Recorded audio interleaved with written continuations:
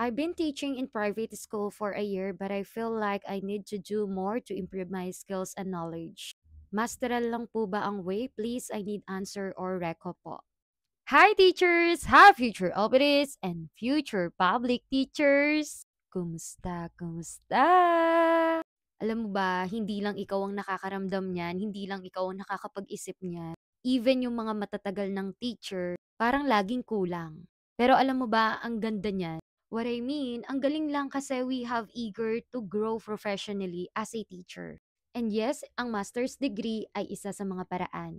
But it's not the only option.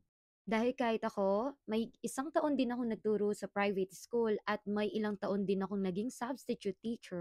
Feeling ko laging may kulang. Feeling ko kailangan may improve pa sa skills ko, sa knowledge ko. Minsan hindi ko nararamdaman or naiisip na magaling ako. Lalo na napuprostrate ako kapag yung mga estudyante ko parang hindi natututo. Kasi ako masyado perfectionist or idealistic. Alam mo yung tipo gusto mong magturo tapos lahat sila dapat makakuha ng perfect score or lahat sila pasado. But it's a big no.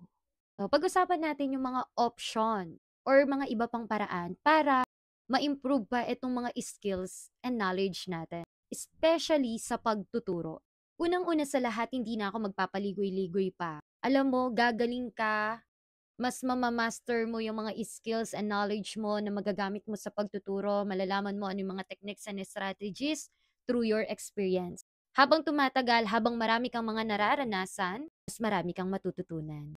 Next, mag-enroll sa mga short courses or workshops. Pero sa pagkakaalam ko, sa public school, may mga libre ng ganito. Especially, depende yan kung anong subject ang hinahawakan mo.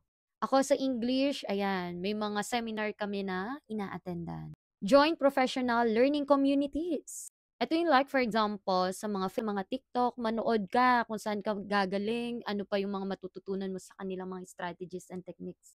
Tulad ko, char! Hindi totoo to yung mga groups, 'di ba? Mga nagshi-share sila. Kami ako mga nakukuhang idea, natututunan sa mga kapwa guro. At ito na nga, attend seminars and webinars. Huwag niyo kakatamaran to. Bukod sa may certificates na kayo, may natututunan rin po kayo. 'Di ba, nabubulol pa. Pero syempre, maganda rin po talaga pag master's degree. Magagamit mo na for promotion. Talagang masasabi mo, nai-improve yung mga skills, knowledge. Mas marami kang matututunan kasi may mga kaklase ka na maririnig mo yung mga iba't ibang sinishare nila. Like sa mga reports, thesis, right? At pero talaga ang masasabi ko, talagang ina-advise talaga mag-enroll. Mag-aral pa. Walang katapusang pagiging estudyante ang mga guro. Pero tandaan, yung continuous learning natin, hindi laging kailangan o nagre-require ng formal school. By actively seeking out opportunities and different resources tulad dito sa online, we can continually enhance our teaching strategies, techniques, and approaches. Let's keep up the great work. God bless.